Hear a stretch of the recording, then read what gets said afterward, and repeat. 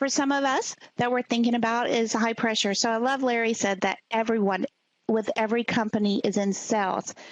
You may have read the same article that I've read, because the first question that I want to ask everybody is everyone in the business of selling? Agree or disagree? Go ahead and select your answer.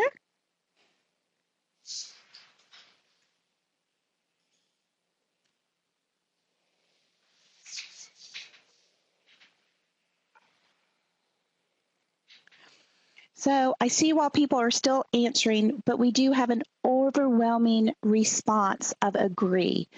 96.3% of everyone on the call agrees that yes, everyone is in the business of selling.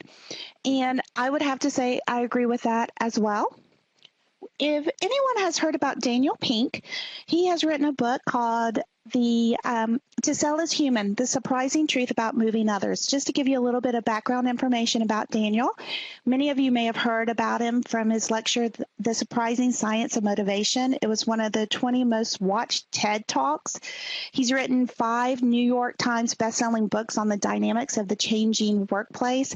And even before then, he started his career as a chief speechwriter to former Vice President Al Gore.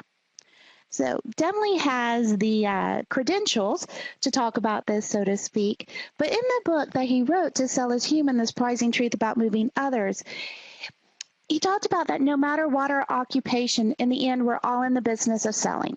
And his main argument is that most of us work in the moving business. We try to move or get people to do something that they might not otherwise do. And when I first read this, along with some other articles about influencers, I have to admit that it took me back a little bit, because when we think about selling, we think about the traditional salesperson, exactly who Carrie mentioned, the car salesman, the person who's knocking on doors, who's cold calling. But when you put the information that Daniel talks about, that he talks about influences and moving others. And I think about a teacher. A teacher is selling education to her students. They have to motivate and engage a student and to learn what they learn. And we're going to talk a little bit about those sales personalities, because are they salespeople? Absolutely. Are they a traditional salesperson who earns their living over trying to convince someone to buy a product? Not traditionally. So my second question, and I see that some of you have already started answering, terrific, is how many people earn a living by trying to convince someone else to purchase a product or service? Most of you said 1 out of 5 people. We also have 1 out of 9, 1 out of 20, 1 out of 100. The answer is 1 out of 9 people. Kind of surprising. So a little bit more than 1 out of 5, but 1 out of 9. There's over 15 million people every day who earn their keep, who earn their living, put food on their table by trying to convince someone else to make a purchase. As our role of whether HR with finding the best person for the best position, or as sales managers, or as salespeople, we want to set those 15 million up for success. And how we do it is really by making them understand who they are. So, Carrie, yes. Before we move on, do you agree with Daniel's statement that everyone's in the business of selling? Unfortunately, absolutely. And as you were speaking, I was reading through some of the comments, and I don't know if you saw Larry's comment. It was great. He says everyone, with every company is in sales, indirectly or directly. Ultimately, everyone is on a commission basis. If sales aren't made, no one gets paid. And that that's what I live on every day, is that if I don't do my job right, ultimately the company can't make money. And it even runs down to our receptionist. If we get a prospect calling in, she's got to sell the company. She's the first line of defense. So ultimately she's in sales too. So everybody's in it. Absolutely. And I agree completely with Larry. So how does that statement and the fact that you agree that everyone's in the business of selling make you feel as someone who thinks cheesy and aggressive when you hear the word sales? Another thing that I try to live by is when you're in sales, when you're even just trying to sell yourself on a daily basis, you need to brand yourself. And it kind of goes with the marketing thing, but you're branding yourself to the public. You need to be different, and I feel you need to be honest, and you need to be passionate. If you provide a valuable service or product to the customer and you get that level of trust, you're going to make the sale regardless. Absolutely. And I love Julie's comment about how they educate their customers. Mm-hmm. So let's talk about the three most common salespeople, how they educate, their strengths, their challenges in the sales role. Because by understanding those strengths and challenges is going to help us with maximizing those personalities. So the three most common salespeople that we see is the assertive salesperson. The second most common is no pressure. And then the third is what we call the niche. Now with Omnia, we are a behavioral assessment company, and we do assist with the selection of making sure that you understand the type of salesperson that you're hiring. But you also have to understand your environment that you're hiring them into. And we're going to talk about that. But before we do, let's talk about what their strengths and challenges are. So for a characteristic of an assertive salesperson, and this is the traditional salesperson that we typically see. They're very resilient. They hear no, they think not right now, proactive. They take calculated risks, very fast-paced, competitive, needs to win, independent, self-managing, thinks outside the box.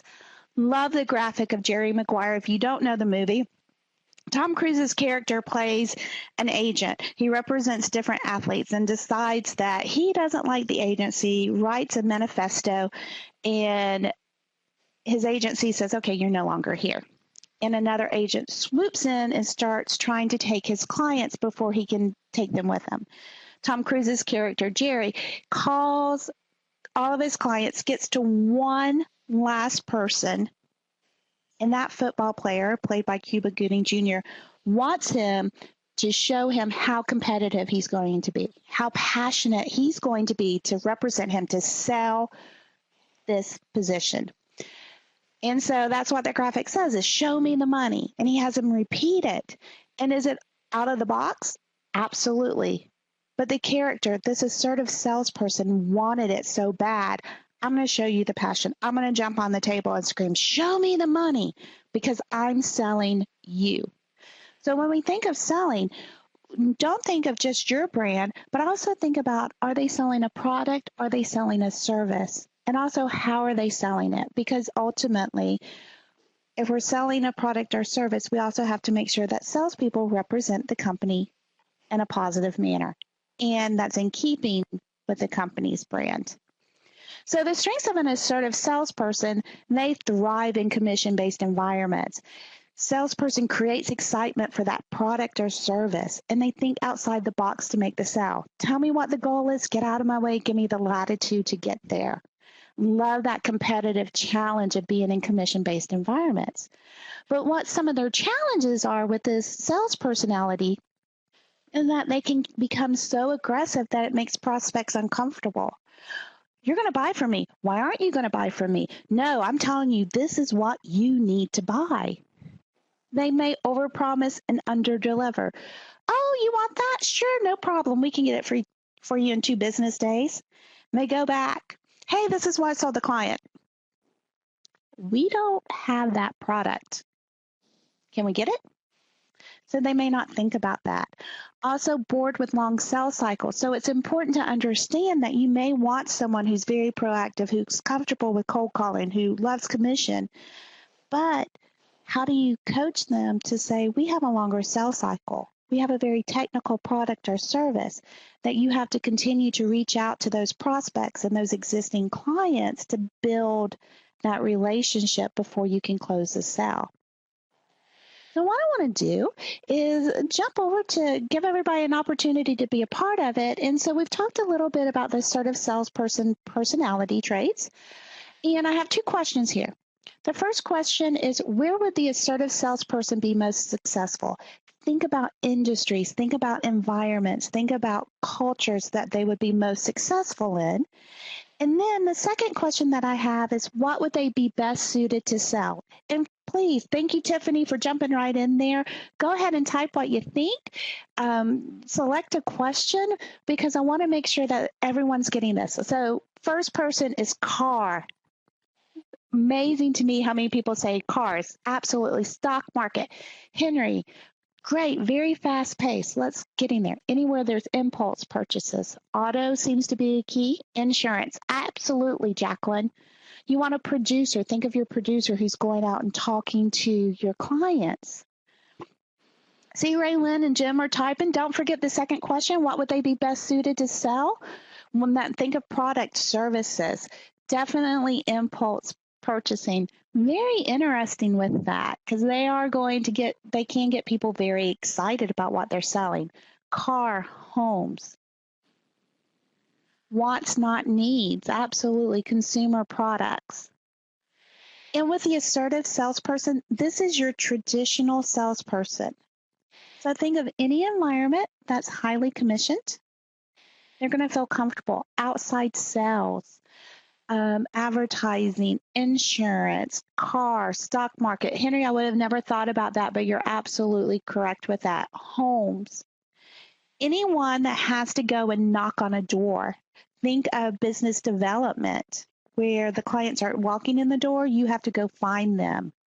Media placements, absolutely. Services, love it. Home improvement. How can we get that? Michael, retail sales is very interesting that you say that because an assertive salesperson can typically sell in any environment. And if the retail sales position is highly commissioned, they will succeed. But let's go to the next one. And I'm going to wait. We have a couple more people. I don't want to anything. Absolutely, Melissa. Your assertive salesperson is that traditional salesperson. But the next one that we're going to talk about is your no pressure salesperson. So what are some of the strengths about the no pressure salesperson? They're going to be more consultative. They're proactive when they're sure of the outcome. The client is walking in the door talking to them. They're resilient. Are you ready to buy? Nope. Okay, no problem. As long as you like me, we're good. Some of the challenges of this no pressure selling style is going to have difficulty closing sales. They don't want to appear pushy. Let me ask questions. I'm going to help you. I'm going to give you the information. They're uncomfortable with risk. Any type of proactive outbound calling where they have to create the list, find the prospects, could be very uncomfortable with them. And while they're resilient of, do you want to buy? Nope. Okay, as long as we're still friends, they still need that encouragement when they're told no repeatedly. What we here at Omnia find is that sometimes the no pressure salespeople can come across as an assertive salesperson because they share a lot of the traits.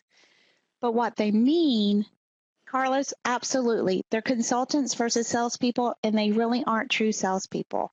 Because if you put them into a high commissioned environment, they're going to struggle because they want to be more of that consultative. So where would the no pressure salesperson be most successful?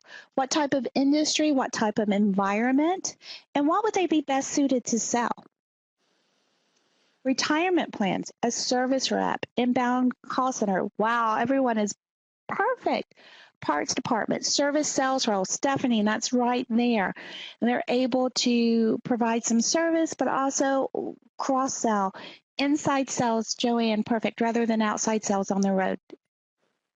Excellent example, because what's happening is that they're being proactive. I understand what I need to sell, but I don't have the pressure of outside sales, and the people are coming to me versus going to them. So what would they be best suited to sell? Business to business, upsells, cross-sells, absolutely. Think of retail.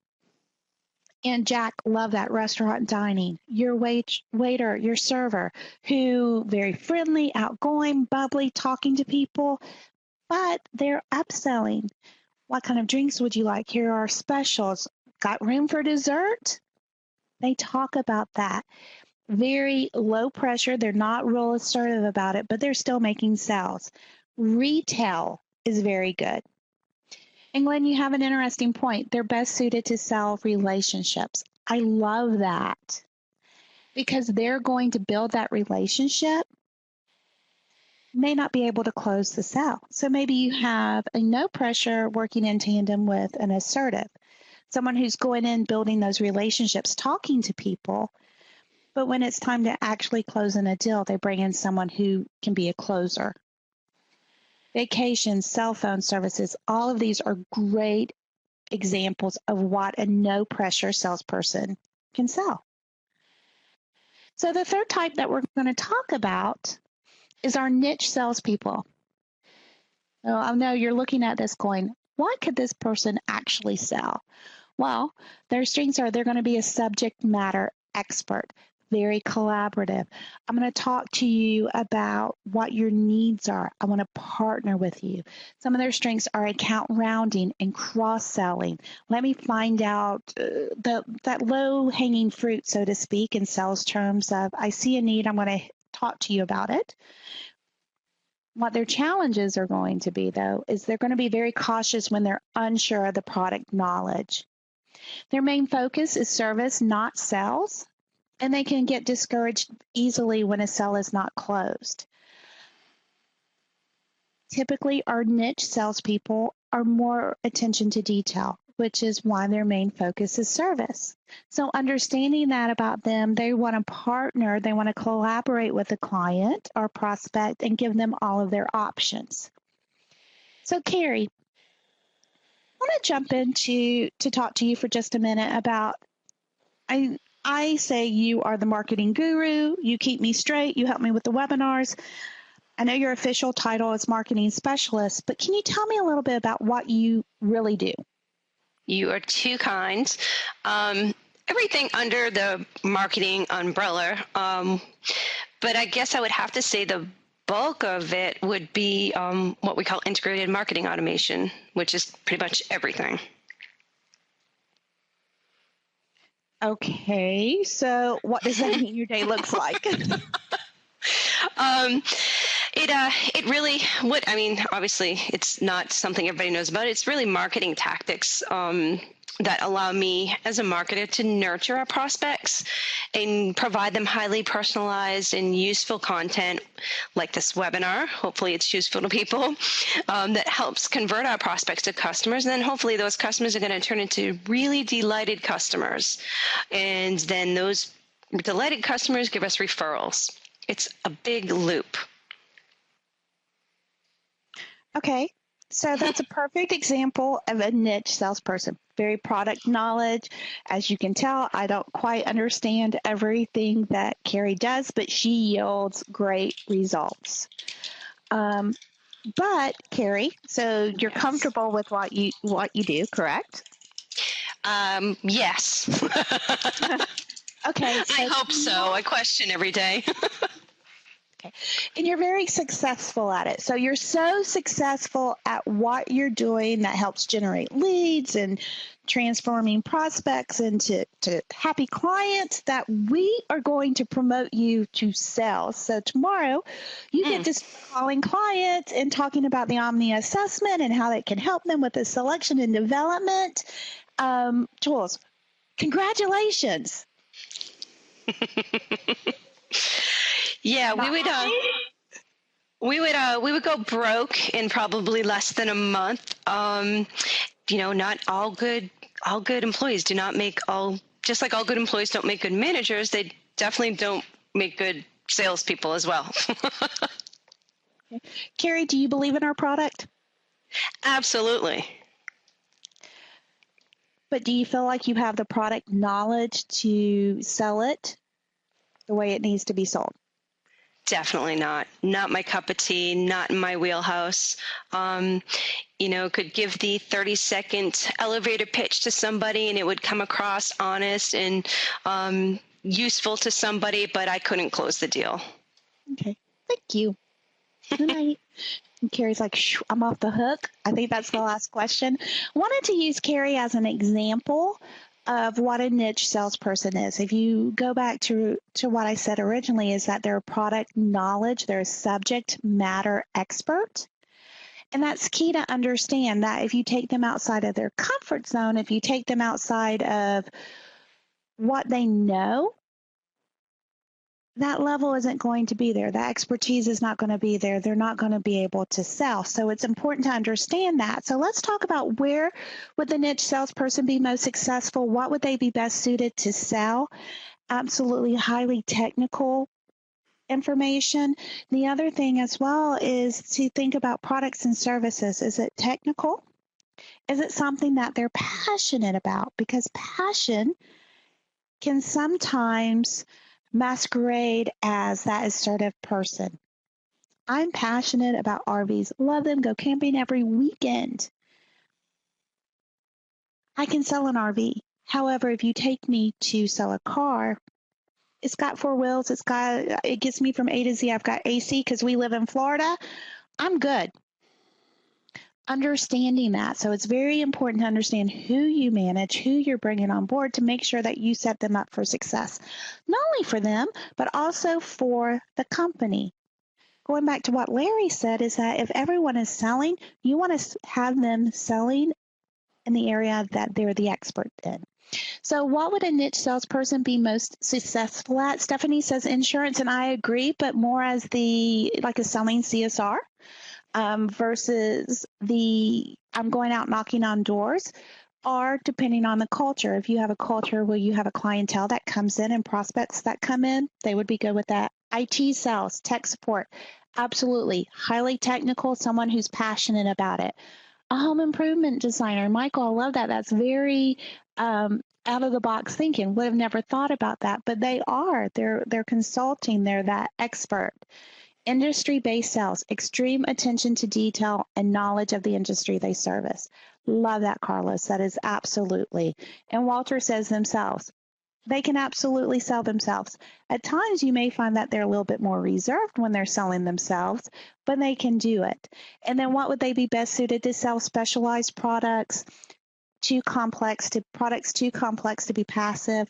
Absolutely. Those specialized products and services, think of them as account rounding, selling CSR, someone who understands the product, understand what's going on in the company. They service the clients that are coming in, and as they're talking to them, I'll use insurance.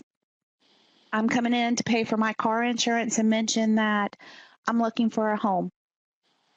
That's the person that you want, that niche salesperson. That's the person that you want to be able to pick that up, because they're going to be able to say, oh, you're looking for a house. What about homeowners insurance? But keep in mind that they're only going to do that if they understand the product that they're going to sell. So we have a quick foundation about what the three styles are. Assertive, we have the no pressure, we have that niche salesperson.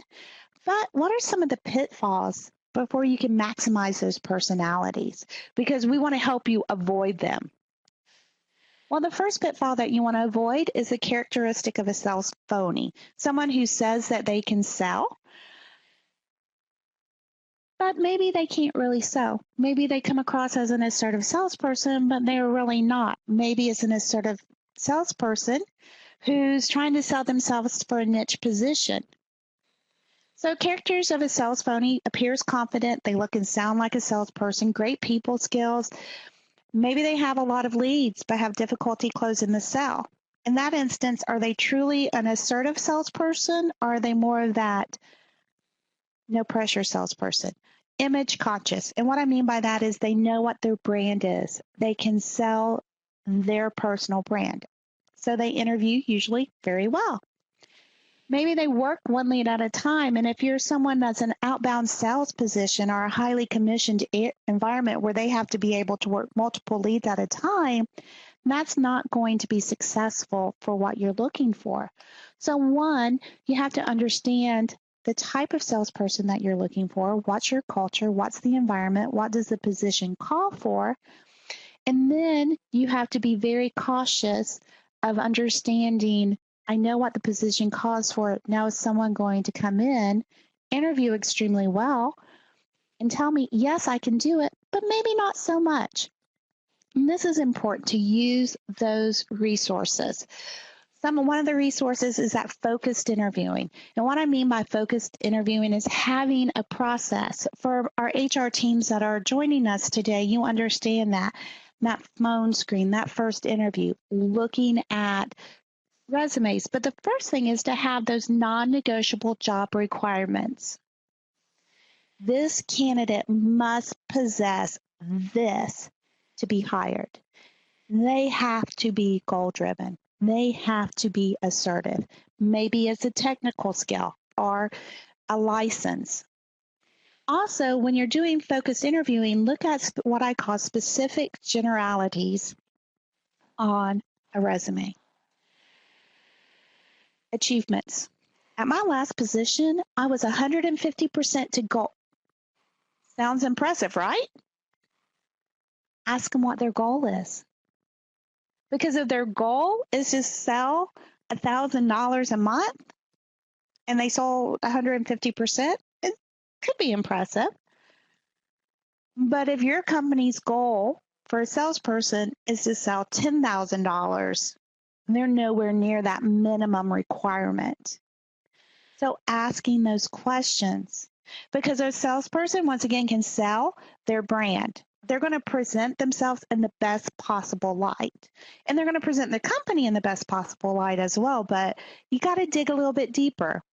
Look at the length of time that someone is in a position. And then talk to them about it. What did you like about that position? What didn't you like about that position?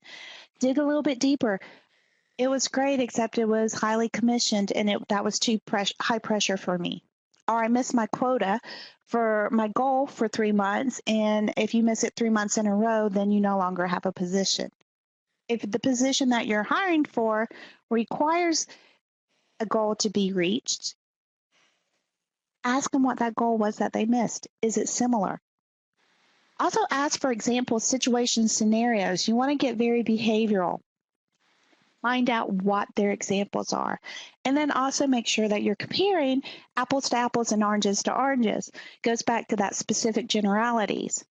At Omnia, we say a lot that past behaviors help determine future performance. And that's true to a point if you're comparing the same thing. If you're comparing something completely different, someone could be very successful in a role that was a base with a bonus. But I didn't have to be as hungry to reach my goal because I was still getting paid. They may be very successful in that environment, but if you're strictly commission, there might be some difficulties there. And during the interviewing process, you want to avoid bonding. Remember, most salespeople sell themselves very well. They want you to like them, and you want them to be relatable. But you don't want to be their best friend. You're looking to see how quickly can we establish a rapport and then move on. Do you want a salesperson that's going to spend 4 hours talking to a prospect before they can get to the main focus of the meeting? Also understand that some salespeople's communication style is very different. They may be more of that analytical, more reserved. They want to think and process before they answer your questions, so they may not come across as friendly. Doesn't mean that they're not friendly, but they may be more of that fact-based decision maker. So give them that opportunity. So by avoiding bonding, you're giving both people, both communication styles, that ability to respond. The other thing as well is that use some sort of behavioral assessment. There are some things that you cannot find out in an interview. By a show of hands, if you've either hired, worked for, or managed, or maybe this is you, someone who talked to everyone, was great with building those relationships, but couldn't close a deal to save their life.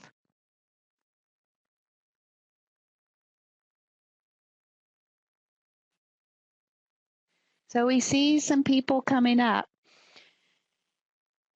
Perfect. And Walter said people buy from people they like. And I agree with that. You have to build that relationship with them. But you also have to make sure that they're not so caught up in building the relationship that they can't ask for the business. By using a behavioral assessment such as Omnia, we help our clients with knowing, are they going to be able to talk to everybody but they can't close a deal? Or are they going to be able to talk to everyone and still be focused on that goal, which is the sales? So we've talked about so far what the types are: assertive, no pressure, niche salespeople. We've talked about their strengths and challenges. We've talked about bringing new ones on board, but maybe you got them already. How do you coach them? What do I say to them? Okay, I've got that person in my office right now on my sales team, and they can't close a deal. It's driving me crazy. It's driving them crazy because let's face it, everybody wants to do well at their job. I don't know of a single person who has come in and said, you know what? I want everybody to hate me where I work. My goal today is to just really make my manager and my supervisor angry at me. That's not the intention. The intention is to be in a position that you're passionate about, that you love, that you want to come in and just be happy and motivate people and work hard. Absolutely.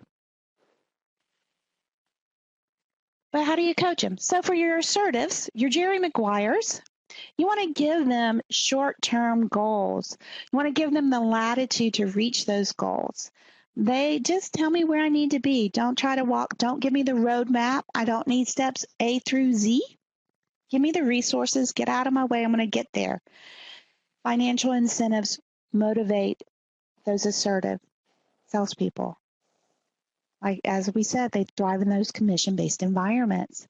Also, giving them an opportunity to say, here's the list of our salespeople. Where do you fall in there? Oh, you're not number one. Your assertive salespeople are going to want to be number one. And you have to state those non-negotiables. Remember, they're going to think of, what do I need to do to close the sale? So making sure that they don't overpromise and underdeliver is key. These are the non-negotiables. You have to stay within these boundaries. And an assertive salesperson can do that, especially if you tie it back into their incentives. If you don't fill out this paperwork, this order correctly with all the information, you won't get paid for this sale. Guarantee you're going to get the absolute minimum of what you need to complete it, but it will be there. Also, no pressure. So when you're coaching a no pressure salesperson, coach them on role playing on how to close the sale. And I know no one likes to role play, right? But it's key talking to them about how to overcome objections without seeming to be pushy. Sometimes you have to ask questions to really find out what they need. And it's not being pushy, it's not being overly aggressive, but you have to ask. Think of that retail no pressure salesperson. Most of the time, if you walk in and say, okay, I'm looking for a suit, I'm looking for an outfit, the first thing that they're going to ask you is, what's the occasion? I'm not going to show you a formal dress for an event at a park. And I'm not going to show you shorts and a t-shirt for a black tie event. Understanding that. Also, talk to them about team goals versus individual goals. By selling and reaching this is what our team needs to do to be successful. And once again, state those non-negotiables. They want to know what those examples are, what the rules are. And please, I know we're going through a lot of information, but if you have some questions, go ahead. And Carla says being passive, however, does not really allow to build rapport. So how can you close a sale without really learning what rebuttals to use that you learn by building that rapport? Absolutely. And I think that there's a difference between being passive and the no pressure. Some of them are passive. They want to say, here are your options.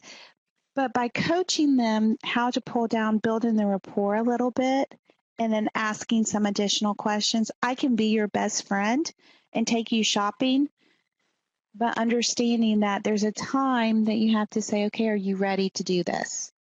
And if they're not ready, why not? because it's getting that more information. And so that no pressure needs to be coached. And what they're going to do, especially if they're teamed up with someone who's more assertive, is they're going to listen to what works for them. And they're going to say, that's a little bit more assertive than I would say it, but let me learn how to restate it. Let me create the lingo and the language that works for me. For our niche salespeople, what you want to do is provide continuous education. Remember, they're the subject matter experts. So the more information that they have, the better it is.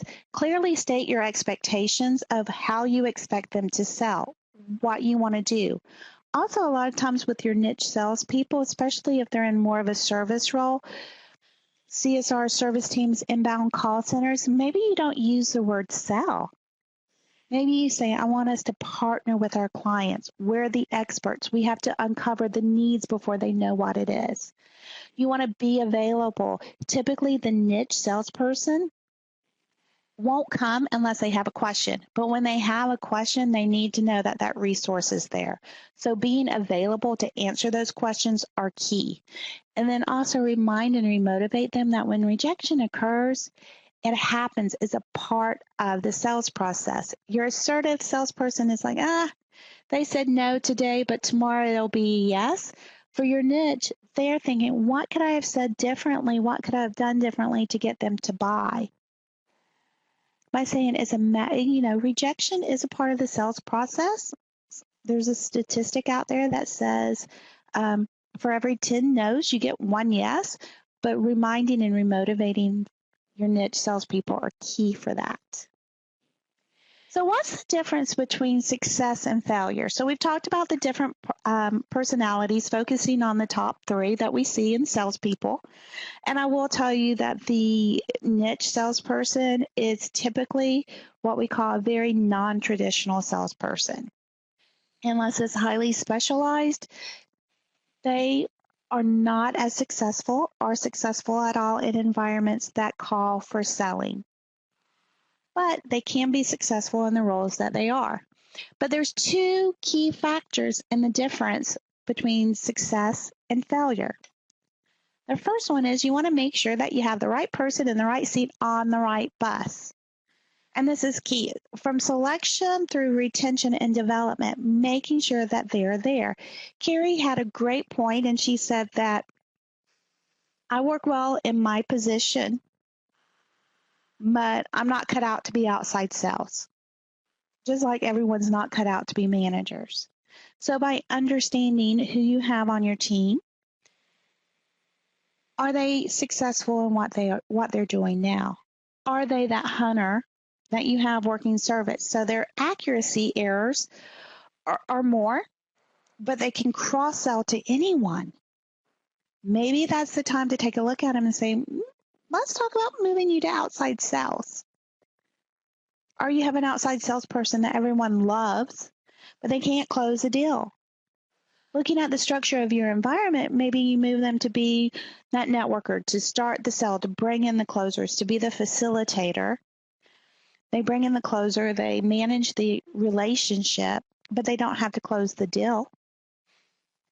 So you may have to look about, how do I develop them? Let me know what their strengths and challenges are. Let me work with them.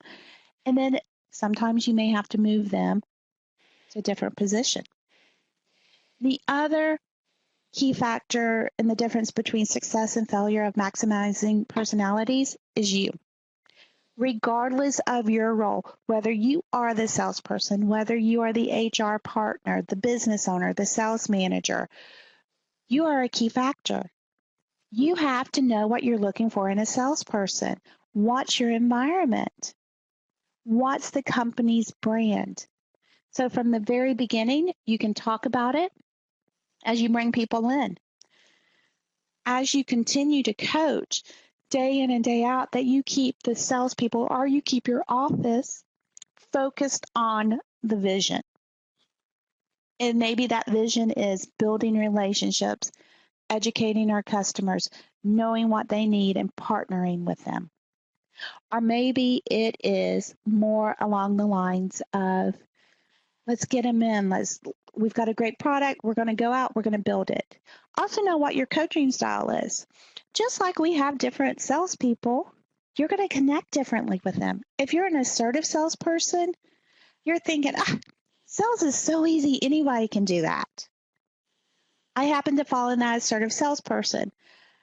I don't see why there's a difference between selling.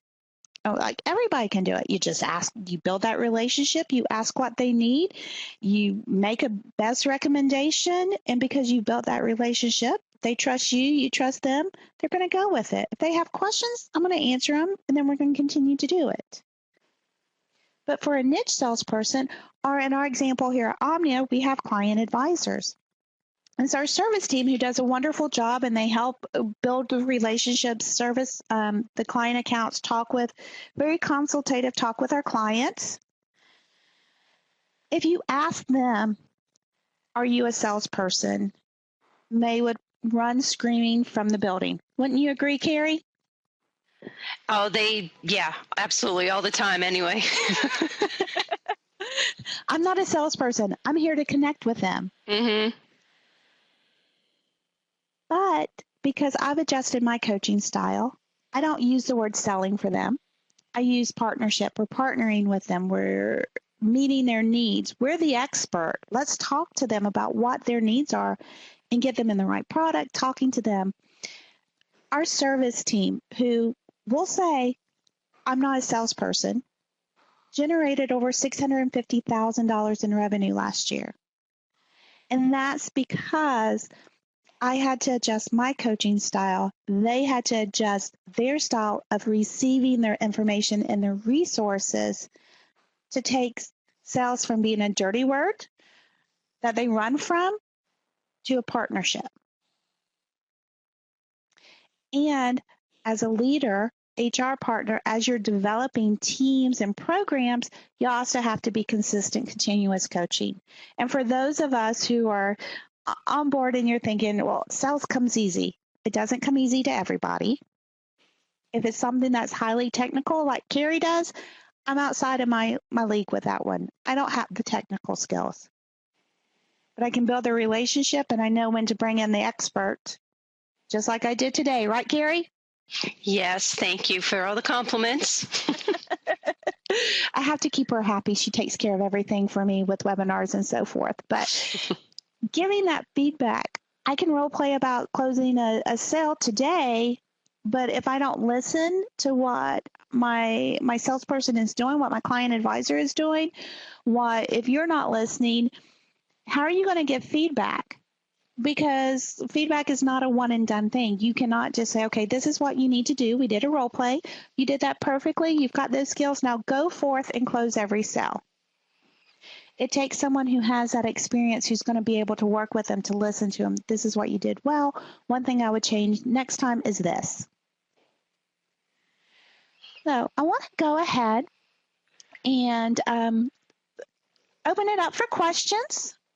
While I'm doing that, I do want to let you know that we do have some downloads for you. We talk about our custom consultations. We do some on-site team analysis to talk to you about your teams and team development. We also offer a great ebook interview packet for sales, and it gives some role plays in there that you can use. It's geared towards interviewing, but you can also use it for existing clients. And as I'm going through this, if you have any questions, comments, please go ahead and type them in our chat so that we can answer them. Thank you. Michael is typing away. I'm also very excited to introduce, we have a new division. It's called Excel IQ. It's coming live in June 1st. It is an e-learning skills, and it's going to be able to talk to you about sales, helping with developing sales, anything from conflict resolution, sales. Love that some of our courses that Carrie has snuck in on me is making sales presentations. So everyone that attends today, you will receive a promo code for a discount on our sales classes once we go live. Also, if you're wondering, okay, I've got a sales team or I'm the salesperson, but where do I fit in? What are my strengths? What are my challenges? What is my team challenges? We have a great report called Professional Development, and it will talk to you about who you are, what your strengths, what your challenges are, offer development plans. It's a very quick online assessment, and under the check this out, if you click on try my assessment today, you will be taken to that website. There we'll ask for a promo code. It takes about 10 to 15 minutes, and then we'll follow up with you with your report. Also, under downloads for now, don't see a lot of questions coming through. So if you do have some, go ahead. You can download our presentation today and also some ebooks about finding and selecting true salespeople. So if you're looking for that highly assertive salesperson, we're going to give you some information about it. Once again, if you check anything out, including our upcoming webinars, it's going to redirect you to that site, but we'll leave this open as well. And I see we have one person typing. Thank you so much for joining us today. We offer these webinars on a monthly basis. And Walter, you just made me smile. I believe I am one of those guys who is loved but cannot close this out. Thank you for your transparency. Go ahead. We'll talk later, but take our assessment. I'll give you some information on how to develop that, and would love to hear how you have overcome some of that as well. Definitely building that relationship is key. I'm a relationship salesperson all the way down. I find it sometimes difficult to say, are you ready to close a deal? But over time and work experience, you kind of learn how to do that. Okay, the question is, what's a mix between assertive and niche? What would you call that? I call me a staffing consultant. Thoughts? I think that your selling style is definitely more consultative. Keep in mind that you may have a mix, but ultimately you want someone who's got that expertise, who's passionate about what they do, who can sell and ask those questions, but be resilient so they're not afraid to asking for those questions. So you may have a mix. You may find that someone is a niche salesperson who's great at what they do, but then they go to a different company and it's not quite there. It's because they've grown up in the organization, so to speak. And thank you, Carlos. He says, if you need anybody, let him know. And Carrie said, yes, we will be emailing everyone a promo code. Carrie, do you have any last thoughts you'd like to add? I'm laughing because I thought you were going to say any last words, which sounded kind of funny. No, just the usual. Some of you have attended our webinars before, but we're recording the webinar, so it'll be available in a couple days if anyone's interested in seeing the recording. Typically, I post it on social media, a little bit easier than me emailing everybody. That way I don't get marked as spam, but if you cannot follow us on social media, just email me individually, and I'll make sure you get the link to see the video.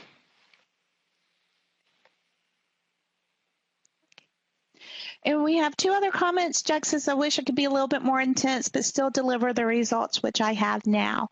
And definitely something that we can talk about. One of the things that you have to know as a salesperson and who you are is understanding that self-awareness. So understanding that this is who I am. How can I bring that down? So understanding, Jack, you're definitely there. You feel like you're a little, want to be a little less intense. Let's talk offline about how that can help, because you may need to make that conscious decision of, let me wait, let me ask some questions, putting in some Outlook reminders. So instead of going, are you ready to buy now? Let's talk about it. Let's close the deal. When can I follow up on you? It may feel more uncomfortable, but you have the opportunity to do that. And then Walter, definitely, how do you make someone confident that I'm the guy when it comes to sales? One, know who you are as a salesperson and how you can do that. Definitely having that professional development will help, but once you understand what your selling style is, how can you adjust for it? So maybe the reason why they're not comfortable or confident is because you spend more time with the relationship and building the relationship.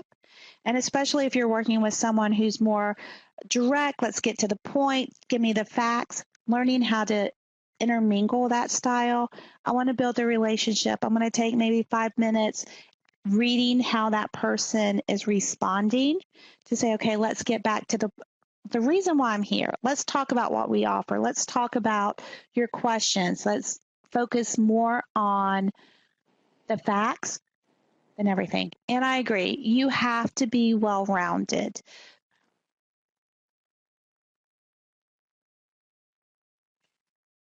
I'm sorry, Walter, are you the person that asks the majority of the questions? Well, it depends on where you are in the sales cycle. If you're getting to know each other, think of it as an interview. I'm going to ask some well-placed questions and let the client talk. How are you going to sell something to a prospect if you don't know what they need? You have to answer questions. So go with the 80-20 rule. You talk about 20% of the time, and then allow them to talk. Prior to coming to Omnia, I did business retail management for 10 years in retail sales and business development as well. When I went on cold calling, when I went to call on a client, I never took product information with me, ever. It was a getting to know you session. Want to talk to you? This is who I am. I'm Kim Bussey. I'm with Omnia Group. I feel like we can help you out. Do you have a few moments to talk? And I would tell them, I want to hear what you're looking for, your pains, your needs. I want to take about 10, 15 minutes of your time, or depending on how long they had to give, and ask some well-placed questions. Always research the prospect before you walk in the door. But you don't want to be so researched that you have a preconceived notion. And when they would ask me, well, what do you suggest? If I felt confident to have a suggestion at that time, I made it. But I would always say, I'm not coming in to push a product. I want to see how I can partner with you and help you meet a need. And it may be a need that you don't recognize yet. And it was successful because it automatically cut through with my highly analytical, fact-based clients. Okay, they want to know what I need, not this preconceived, I'm going to put you in a box. For my relationship clients, prospects that they wanted to build that relationship first, she cares about what I'm doing. She cares about my business. Okay, I can work with her. So, Henry, absolutely, you've got to be that exceptional listener first. It's not something that comes easy to everyone, but it's something that you need, because if you don't listen and you don't gather the facts, you're not going to be able to be successful. Our time is drawing to a close. Once again, go ahead. Those downloads are free for you. We talked to you about what those personality traits are, so you have a PowerPoint of what we just went over. We've got our Excel, great upcoming webinars, and try our assessment. Promise that we are not going to call you and say, buy from us now, buy from us now, buy from us now. We'll follow up with you just to talk to you about what the results are. Believe, as I said, you've got to have that self-awareness. So knowing what your strengths and challenges are and having some tools on how to develop a plan is going to be key. I don't see any other questions coming in. So once again, stop by our Excel IQ blog. Thank you for spending your lunch hour with me and listening to this. And if you have any questions, my information is on the screen. It's kbussey@omniagroup.com. I am the Key Relationship Manager here. And my telephone number is 1-800-525-7117, extension 1222. We will leave the room open for a few moments, so if you're downloading, it won't kick you out. And I hope everyone has a wonderful day. Thank you for joining us.